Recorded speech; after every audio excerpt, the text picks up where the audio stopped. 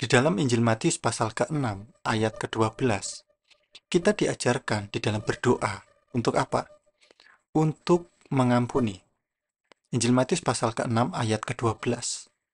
Dan ampunilah kami akan kesalahan kami, seperti kami juga mengampuni orang yang bersalah kepada kami.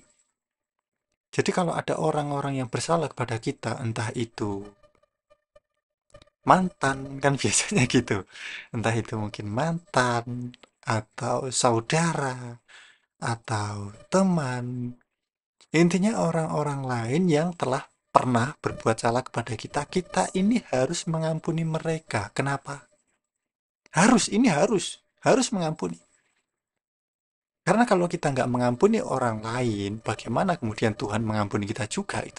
Kalau kita ini punya dendam gitu loh, dendam kesumat terlebih lagi kalau sudah sampai dendam kesumat sampai menjalar ke dalam diri kita, kepahitan, wah ini parah sekali. Selain itu, efeknya kalau kita nggak mengampuni orang lain itu yang sakit, yang menderita itu kita sendiri gitu loh, bukan orang lain.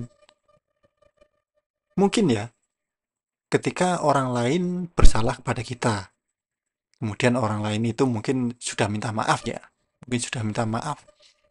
Tetapi kita saking merasa, wah orang itu benar-benar menyakiti kita, benar-benar sangat-sangat dalam sekali rasa sakitnya. Tidak ada maaf bagimu, mungkin kan gitu ya. Saking sakitnya kemudian kita nggak mau memaafkan orang lain.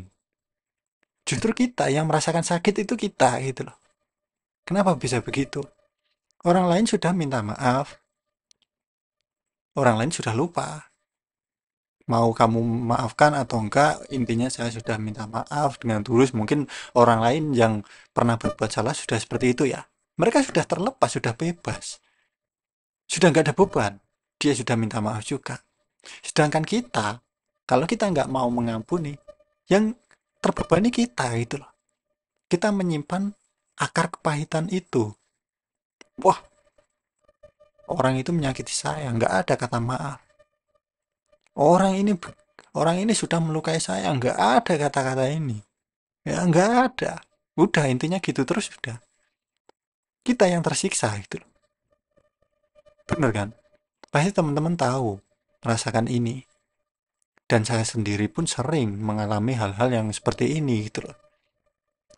Terlebih lagi, kemudian saya merasa, oh, saya ini yang benar kok. Kemudian dia ini berbuat salah benar-benar menyakiti saya. Saya benar-benar terluka.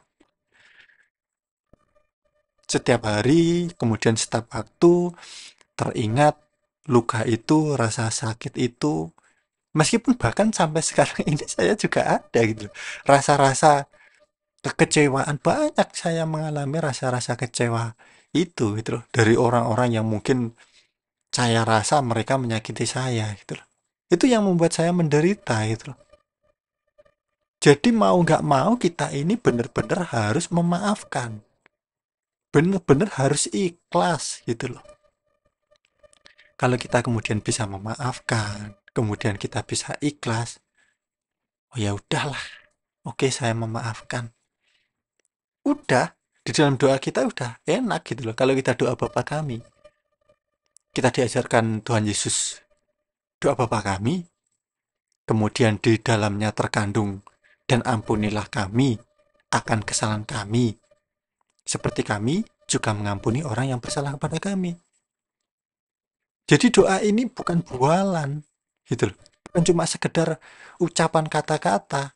Nah kalau kita ucapkan, ampunilah kami akan kesalahan kami ya Tuhan.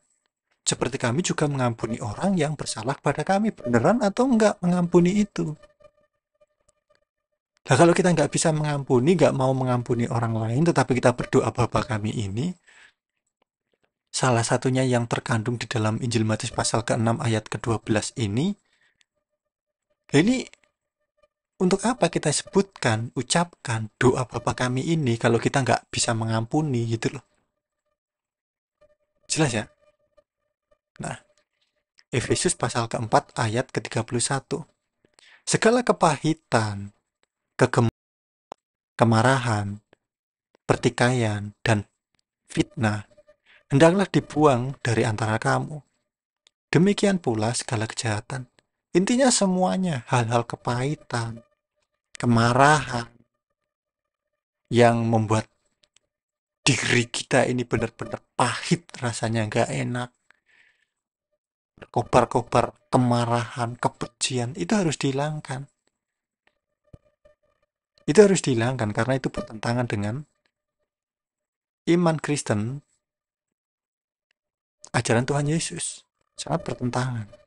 Oke, kita harus ada kasih di dalam diri kita.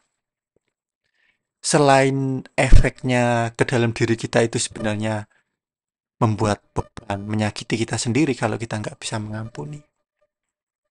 Ya kita meneladani Tuhan Yesus Kristus.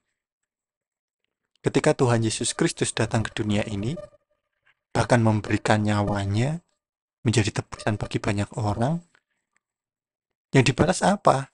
Malah dihina, dicaci, diludahi, kan gitu. Tetapi Tuhan Yesus tetap melakukan itu, semuanya harus terjadi itu loh, penebusan itu, tanpa pamrih.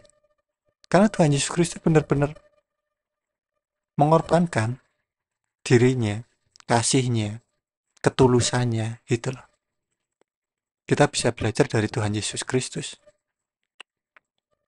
Oke, terlebih lagi kalau cuma kita harus memaafkan, mengampuni orang lain itu loh. Lihat Tuhan Yesus, dicaci, dihina, diludahi, bahkan disalibkan oleh orang-orang berdosa.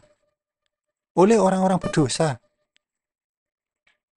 Terlebih kita ini loh yang orang-orang berdosa itu loh kok nggak mau mengampuni orang lain, nggak mau memaafkan. Oke? Jadi kita harus mengampuni orang lain, harus memaafkan orang lain. Ini harus.